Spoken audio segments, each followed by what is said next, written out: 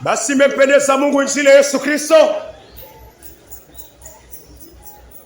ibiriwe mahali hapa.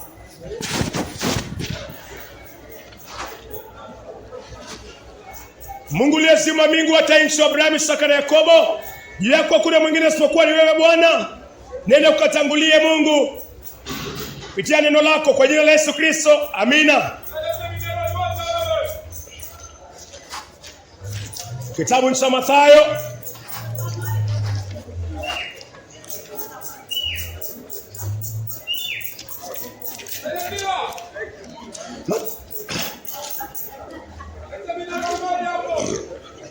Mathayo 11 mstari wake ni wa 28.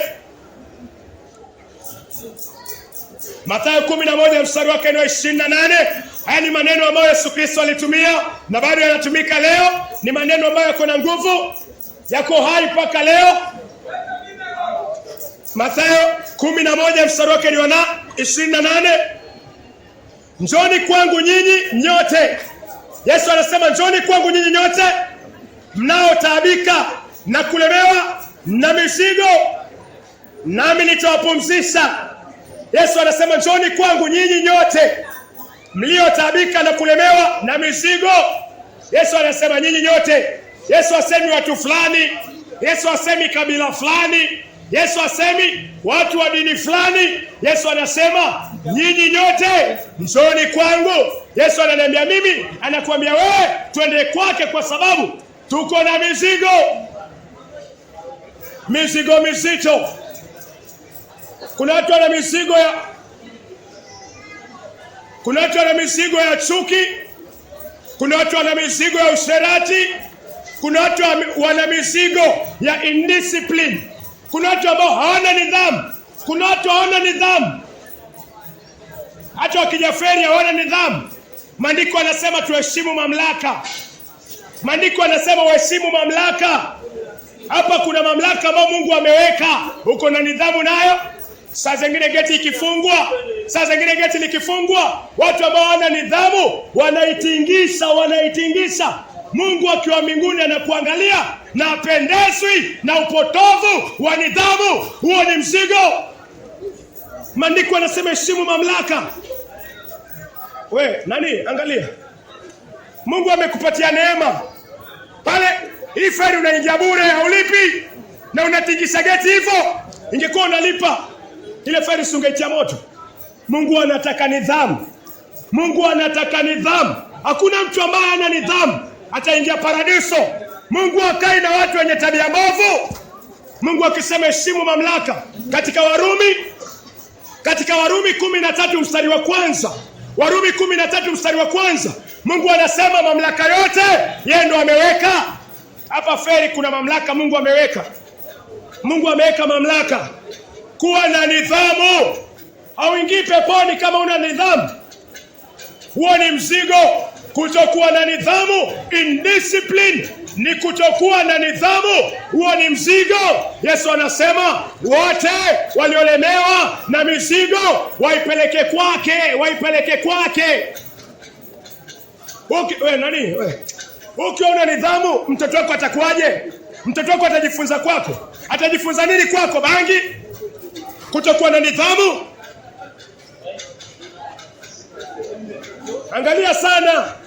Angalia sana. Mtasoma hiyo kutokuwa na nidhamu.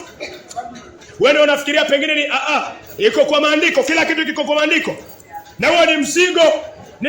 Kuna watu wataona ni kitu cha kawaida. Huo ni mzigo. Matusi, kuwa na matusi kila wakati unasikia matusi yanatoka kwako. Mungu hakai na watu wenye midomo michafu.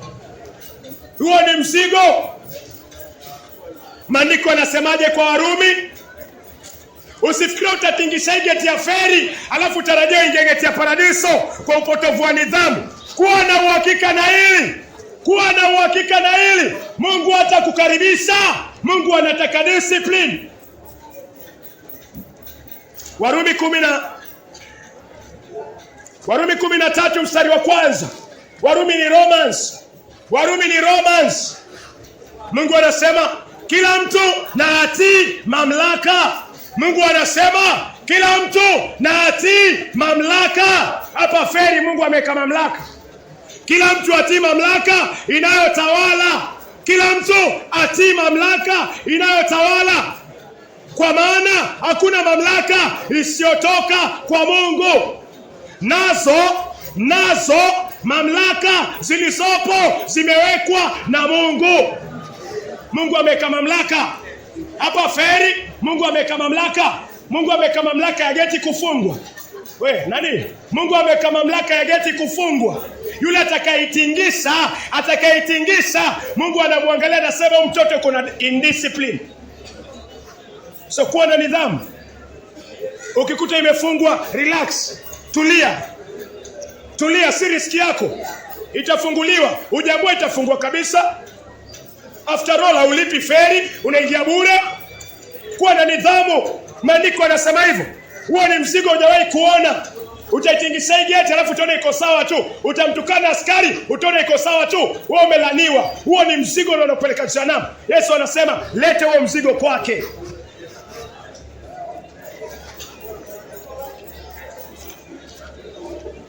Mathayo, kulala na mwanamke mmoja uona naye. Ukimwona mwanamke, kitu cha kwanza unafikiria tu ushiriki tendo la ndoa. Hiyo ni mzigo. Huo ni mzigo. Yesu anasema kwa Mathayo 11:28, leteni mizigo, tupeleke mizigo yetu kwake. Uko na mwanamke hujaona naye, na hata ufikiri kuoana naye, mnaendelea tu kulala tu, mnasagana tu. Huo ni uchafu. Na Mungu anasema huo ni mzigo. Yesu anakuambia leta huo mzigo. Mungu akai na wazinzi na washerati. Yesu aliingia kwa hekalu, akachukua fimbo, akacharaza watu ambao walikuwa wamegeuza nyuma ya babake kwa biashara. Yesu aliwachapa. Sababu sio angekuwa amegeuza kwa guest. Huyu. Kama ilikuwa imegeuzwa kwa nyumba ya biashara, ilikuwa imewekwa nyumba ya biashara na aliwatandika, how much more ingekuwa ameifanya guest. Na kanisani siku hizi watu wamefanya kanisa kwa guest. Mchungaji anakula kondoo anakula kondoo mwingine. Usherati na uzinzi. Kwa nini? Ni kwa sababu kwa kwanza kabisa watu kwa wokovu wao hawajawahi kupata toba wakapata pumziko ndani yao. Hujawahi kupata toba kamilifu. Ni mdomo tu umeokoka lakini moyo uko na ibilisi ndani. Yesu anasema huo ni mzigo, mpatie Yesu Kristo. Mtu akiokoka, matendo yake na mwenendo wake unabadilika. Imani ikibadilika, matendo yanabadilika. Yesu anasema leteni mizigo ya dhambi, mizigo ya uovu.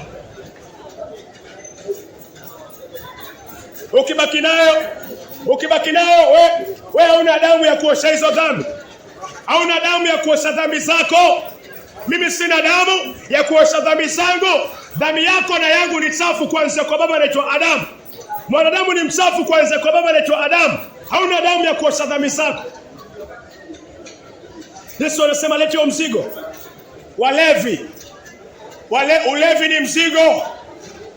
Ulevi ni mzigo. Weza kuwa una pesa lakini kama wewe ni mlevi, wewe ni mtumwa. Na kuna mtu anaweza kuwa ana pesa lakini kwa uwezo wa Mungu yuko na Kristo ndani yake na ameshinda dhambi ya Adam na ameshinda ulevi. Huyu mtu yuko huru. Wote kwa na pesa hizo zote lakini wewe ni mtumwa tu. Walevi. Bangi ni mzigo. Kuna mtu amelemewa na bangi. Yesu anamwambia leta huo mzigo kwake. Nini imekulemea? Inakulemea kwa sababu hauko tayari kuipeleka kwa Yesu Kristo. Watu wengi wanasema mimi nimeshindwa kuacha pombe. Unaipenda pombe ndani ya moyo. Hauna nguvu ya kutoka kwa pombe, lakini kuna mwenye nguvu anakuambia lete huo mzigo kuondolee. Hawezi jibadilisha lakini yuko kukubadilisha. Umejipeana. Tatizo lako ni wanaume na wanawake. Hawezi jigeuza sawa. Mwanadamu ni mwenye dhambi tangu asili yake. Umemwambia Mungu nisaidie. Umewahi kuhuzunika kwa ajili ya uchafu na ufanye. Umewahi kwenda kwa yule ambaye anaweza kukubadilisha. Hakuna mtu amezaliwa mzuri, hakuna mtu amezaliwa mtakatifu. Sote tumezaliwa na mbegu ya dhambi bila kufanya chochote kwa baba anaitwa Adamu. Mbona wengine wanabadilika? Ni kwa sababu hawajibadilishi, lakini wanakuwa convicted, wanahukumika, wanamwambia Mungu nibadilishe. Mungu anawabadilisha. Mungu anawabadilisha. Yesu anasema leteni mizigo yote kwake. Hakuna nabii ameamka akasema lete mzigo wako. Yesu peke yake. Kwa nini Yesu peke yake? Hata Daudi hakusema leteni mizigo yenu. Abrahamu hakusema leteni mizigo yenu kwake. Isipokuwa Yesu Kristo. Kwa nini Yesu Kristo? Yesu ndani yake yuko na mwili wa kubeba dhambi. Yesu ndani yao mwili kuna damu. Hii damu ndio inasafisha dhambi ya mwanadamu. Mtu ambaye alipewa nafasi ya kusafisha moyo wa mwanadamu na mwili wake ni Yesu Kristo peke yake. Ndio maana Yesu ndio anakuambia lete mzigo wako. Matusi ni mzigo, mpatie Yesu Kristo. Utampatia vipi? Anza kukiri. Yataje mbele za Mungu yale yote umeyafanya kwa uwezo wa Mungu. Yale unayekumbuka yataje mbele za Mungu. Tafuta Biblia. Hauna Biblia? Angalia kwa simu yako, download Biblia. Anza kusoma neno la Mungu. Jifundishe Mungu anakuambia nini na Mungu anataka nini. Nani huyu? Angalia. Mungu amekuandikia kitabu, Muumba wako. Mwenye kukupatia hiyo pumzi amekuandikia kitabu. Hautaki kujua anasema nini? Kuna watu wasomi hata Biblia. Alafu wataka ubadilika. Utabadilika vipi? Utabadilikaje? Neno ndio iko na nguvu ya kukubadilisha. Katika kitabu cha Genesis chapter 1, maandiko yanasema Mungu aliumba mbingu na nchi. Chapter 2, ulimwengu ulikuwa na ukiwa, tupu na giza. Chapter 3, verse 2, verse 3, Mungu akasema kuwe na nuru. Mungu akasema kuwe na nuru. Neno na nuru ikawa. Neno ndio linakubadilisha. Neno ni Kristo Yesu. Unasoma mara ngapi hiki kitabu? Hata kama usomi, uko na audio yake unaisikiza, ama unasikiza watumishi, ama kazi yako ni kumsikiza malaya ambaye anaitwa Diamond, malaya ambaye anaitwa hivyo. Alafu unataka ubadilike. Utabadilikaje na unamsikia Diamond? Diamond ni malaya, wengine ni malaya, wawasikiza, utakuwa kama wao, utafanana kama hao. Malaya ni nani? Malaya ni mtu yote ambaye anabadilisha wanawake. Huyo ni malaya. Au wa kiume ni malaya, wa kike ni malaya. Mungu anasema kitabu hichi. Mungu hataki uchafu. Wataka umsikize Diamond uende mbinguni kufanya nini? Ukimsikiza Diamond utatingisha kiuno kama yeye. Utalala na makahaba kama yeye. Wamsikiza nani? Nani ana influence pattern ya maisha yako? Na wengine mbona wasikiza? Ukimsikiza Yesu, ukimsikiza Mungu, utafanana na Mungu, utafanana na Yesu Kristo. Ukisikiza wachungaji wa kweli, utafanana nao. Ukisikiza wanasiasa, utafanana nao. Maandiko yanasema kwa Proverbs, what a man thinketh he become. Venye mtu anafikiria ndo anakuwa. Hivyo ndo Mungu anasema. Yesu anataka mizigo. Kuna watu wanaenda kwa waganga. Yesu anakuambia ulete huo mzigo kwake. Nini nakusumbua kwa maisha yako? Dhambi gani imekushinda? Kuna watu ambao wamelemewa na kuangalia pornografia. Kuna watu wamelemewa na masturbation. Vijana wako wapi? Nani? Wewe. Masturbation, punyeto. Kuna watu wamelemewa na punyeto. Washindwa nitatokaje kwa punyeto? Mimi nilikuwa mmoja wao, Mungu akanitoa huko kwa punyeto. Mimi nilikuwa mmoja wao, na siogopi kusema. Mimi nilikuwa mmoja wao, Mungu alinitoa, Yesu alinitoa huko. Na sasa kuna watu wanacheka na bado wako kwa hiyo punyeto. Mungu anataka umpatie kwa kukiri na kuachana nayo. Kuachana nayo. Hiyo ni slavery, ni utumwa. Hata wanawake wanafanya hivyo, wanaume hata wanafanya hivyo. Ni utumwa. Yesu anasema kwa Mathayo 11:28, leteni mizigo yenu. Umpatie Yesu mizigo, na Yesu kwa damu yake atakwambia utubu. Yesu hawezi kukuosha kama hujatubu. Yesu hawezi kuosha dhambi kama hajakuhubiria usitubu. Mathayo 4:17, Yesu akianza kuhubiri Injili alitumia neno toba, neno ambalo watu wengi wanalishukia. Yesu akianza kuhubiri Injili, sermon ya kwanza Yesu Kristo ilikuwa ya repentance.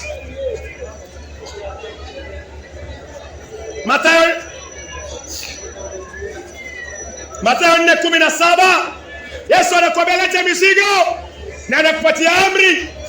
Mathayo 4:17. Tangu wakati huo Yesu alianza kuhubiri akisema tubuni.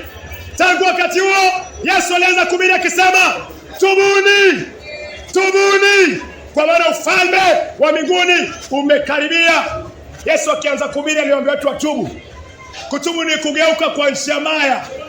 Kutubu ni kukiri dhambi na kuachana nazo na kuweka imani kwa damu ya Yesu Kristo. Mizigo yako ya dhambi inaoshwa pale Golgotha.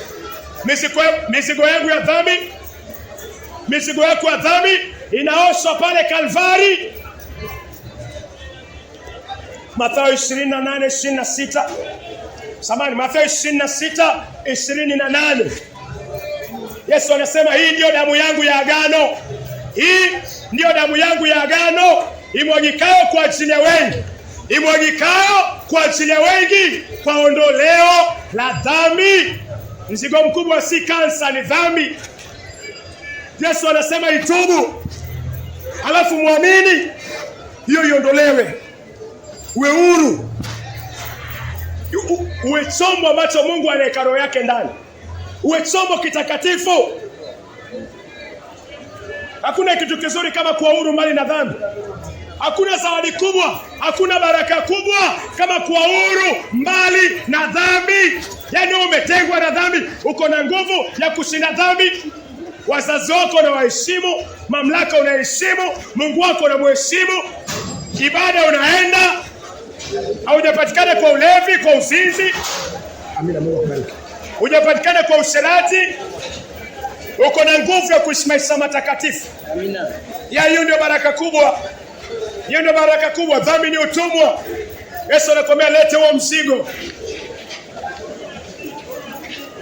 Yesu anakuambia lete huo mzigo. Mpatie Kristo mzigo wa dhambi. Mzigo wa dhambi waupeleka wapi? Kaburini, utakuingiza jehanamu. Yesu ndani yake kuna damu, na kabla ya kumwagia hiyo damu aoshe dhambi zako na zangu, Yesu anakuambia geuka kwa njia mbaya.